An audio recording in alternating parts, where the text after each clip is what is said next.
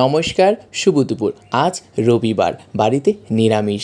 বাহিরে বৃষ্টি হচ্ছে আর মা বাড়িতে রান্না করেছে নিরামিষ সানার পোলাও।